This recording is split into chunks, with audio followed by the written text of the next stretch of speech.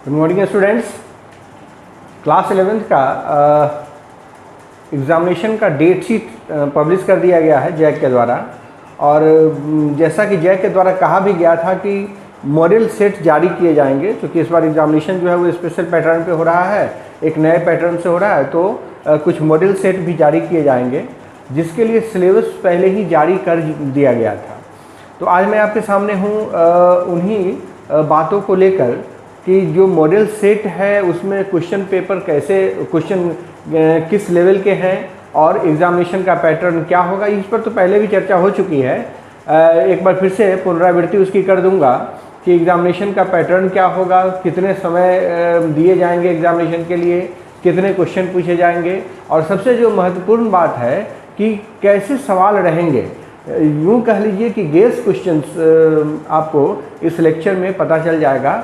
मैं बारी बारी से सभी मॉडल सेट, जो भी मॉडल सेट दिए गए हैं, 3 मॉडल सेट जारी किए गए हैं, और उन तीनों मॉडल सेट का सॉल्यूशन भी आपके सामने रखूँगा अलग अलग लेक्चर में।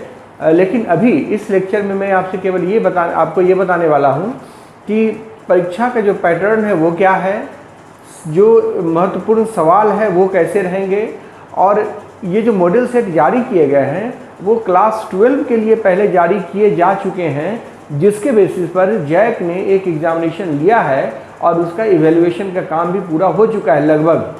तो कहना यह है कि 15 दिनों में उसका रिजल्ट भी आ जाएगा क्लास 12 का। तो उसमें जो बातें हुई थी, उसमें जितने क्वेश्चंस पूछे गए थे मॉडल सेट से, उतनी आशा तो हम कर ही सकते हैं। तो इन सारी बातों पर बात करेंगे हम।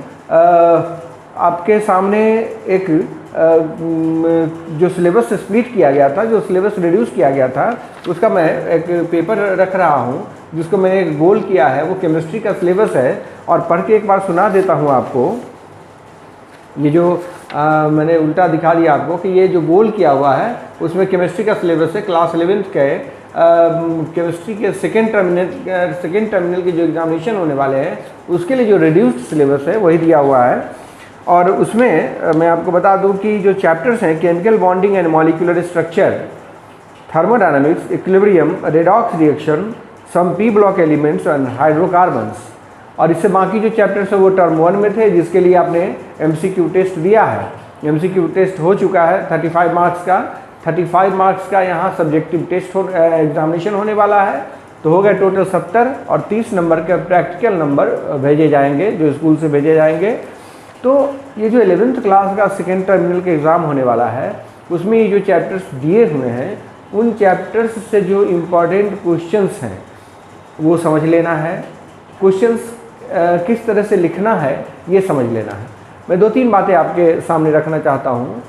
पहली बात कि क्लास 12 के लिए जो मॉडल सेट जारी किए गए थे उन मॉडल सेट से ही पूरे के पूरे सवाल पूछे गए।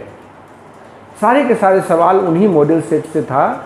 मीनिंग देयर बाय मैं ये कहना चाहता हूँ इशारों में कि आपके लिए जो मॉडल सेट 3 मॉडल सेट जारी किए गए हैं उन्हीं मॉडल सेट से सवाल पूछे जाएंगे। इसकी संभावना 90% है। तो इन सारे के सारे मॉडल सेट को आप रट जाइए, याद कर जाइए, समझ लीजिए, बना लीजिए और एग्जामिनेशन में पूरा का पूरा लिख कर आइए। पहली बात, इसे मैं इसलिए कह रहा हूँ कि इससे पहले जो 12th क्लास के लिए मॉडल सेट जारी किए गए थे उसी से केवल सवाल पूछे गए हैं और तभी बच्चे उनमें वो उनका जवाब नहीं लिख पाए।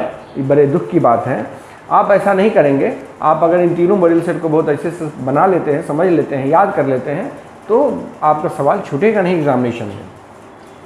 पहली बात। दूसरी बात कि ये जो केमिस्ट्री है, इवन कि साइंस के किसी भी सब्जेक्ट में बात बनाने वाली बात नहीं होती है। आपको जो भी एग्जैक्ट याद हो, टू द पॉइंट बातें हो वो करिए। उसमें कुछ गाना लिखना, कविता कहानी लिखना ये नहीं चलता है और लंबा लंबा उसका आंसर होता भी नहीं है। केमिस्ट्री में तो खास करके छोटा छोटा आंसर होता है। इक्वेशन लिखा, सिंबल लिखा, फॉर्मूला लिखा, स्ट्रक्चर लिखा, उसको देख के पता चल जाता है कि क्या सही है और क्या गलत है। और इसमें हर एक साल, इस बार भी 12th क्लास में जो 5 स्ट्रक्चर पूछे गए थे क्वेश्चन नंबर 17 में, यहाँ भी हर एक सेट में 3-3 ऐसे स्ट्रक्चर पूछे जा रहे हैं जिसमें 3 नंबर तो आना एकदम लाजमी है। स्ट्रक्चर बना देना है और 3 नंबर पा लेना है।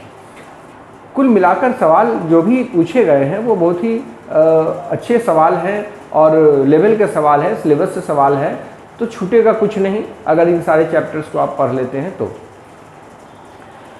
जब कभी आप जवाब लिखते हैं एग्जामिनेशन में तो इस बात का ध्यान रखिए कि जितना लिखने को कहा गया है, जैसे question number 1 to 7 objective type question है और उसमें बहुत कम एक सेंटेंस, मैक्सिमम एक सेंटेंस का यूज करना है जवाब लिखने के लिए, तो आप उनमें से 5 सवालों का जवाब लिखना है तो 5 ही सवाल का जवाब लिखें, साफ साफ लिखें। इवैल्यूएशन में सुविधा होती है और जब इवैल्यूएशन में टीचर आपसे खुश होता है तो नंबर आपको मिलता है। तो इसलिए जब कभी लिखें तो साफ़ सुथरा लिखें और इधर उधर भाग कर कभी 1 नंबर लिखें, फिर 20 नंबर लिखें, फिर 19 नंबर लिखें, ऐसा नहीं। सीरियली लिखिए, जो सवाल आता है वो लिखेंगे, नहीं आता नहीं लिखेंगे। दूसरा कि जो पैटर्न इसमें दिया गया है उसमें टोटल 19 क्वेश्चन पूछे गए हैं और लिखना है पहला 1 से 7 तक में 5 क्वेश्चन का जवाब, 8 से 14 तक में 5 क्वेश्चन का जवाब और 14 से 19 तक में 3 क्वेश्चन का जवाब, मतलब टोटल 13 क्वेश्चन के जवाब लिखने हैं। और बता दूं कि जो 1 से 7 वस्तुनिष्ठ प्रश्न है, ऑब्जेक्टिव टाइप क्वेश्चन है, उसका मैक्सिमम 1 सेंटेंस में जवाब लिखिए। क्वेश्चन नंबर 8 to 14 का जो सवाल है उस केमिस्ट्री में बहुत छोटा छोटा जवाब होता है, उसका आंसर मैक्सिमम 50 वर्ड का इस्तेमाल करिए। और जो सब्जेक्टिव टाइप है, दीर्घ उत्तरीय लॉन्ग आंसर टाइप क्वेश्चन है, वो क्वेश्चन नंबर है 15 से 19 तक 4 क्वेश्चन हुए, उसमें से 3 का जवाब लिखना है। 15 से 19 तक 5 क्वेश्चन हुए जिसमें से 3 का जवाब लिखना है और उन तीनों में से आप सिलेक्ट कर लें कि किसका जवाब लिखना है। आधा इसमें से लिखेंगे तो वो क्वेश्चन पूरा नहीं हुआ और आपको मार्क्स भी नहीं मिलेंगे। तो आप पहले सिलेक्ट कर ले, डिसाइड कर ले कि किसका जवाब हमें लिखना है और उन्हीं सवालों को अटेम्प्ट करें। और उसके बाद उनका जवाब लिखने के लिए अब केमिस्ट्री में बहुत ज़्यादा लैंग्वेज का इस्तेमाल करना नहीं है, आप सिंबल लिखें, इक्वेशन लिखें, स्ट्रक्चर लिखें और मैक्सिमम अगर लैंग्वेज का इस्तेमाल करना है तो मैक्सिमम 100 to 150 वर्ड का इस्तेमाल करें। बहुत बड़े बड़े सवाल जवाब लिखने की ज़रूरत नहीं है। तो मैं आपको इस लेक्चर में यहीं तक आप एक मार्गदर्शन देकर छोड़ रहा हूँ कि सवाल कैसे पूछे जा सकते हैं। जैसे केमिकल बॉन्डिंग चैप्टर है, केमिकल बॉन्डिंग से जो भी मैंने सेट देखे हैं उसमें से हाइब्रिडाइजेशन से सवाल है, फिर स्ट्रक्चर जैसे हम लोग वेस्पर थ्योरी से स्ट्रक्चर लिखते हैं उससे सवाल है, फिर केमिकल बॉन्डिंग का जो सवाल पूछा जा रहा है वो मीथेन, इथेन और प्रोपेन, इथीन, इथाइन का स्ट्रक्चर ड्रॉ करना, हाइब्रिडाइजेशन निकालना, डाइपोल मोमेंट से रिलेटेड सवाल है। थर्मोडायनामिक्स में CP/CV बहुत ज़्यादा डेप्थ में नहीं जाना है, CP/CV में रिलेशनशिप है, इंथैल्पी, गिब्स एनर्जी और इंटरनल एनर्जी पढ़ लेना है, इससे सवाल है। इक्विलिब्रियम से pH निकालने से रिलेटेड सवाल पूछा जाता है, रेडॉक्स रिएक्शन से ऑक्सीडेशन नंबर निकालने से रिलेटेड सवाल पूछा जा रहा है।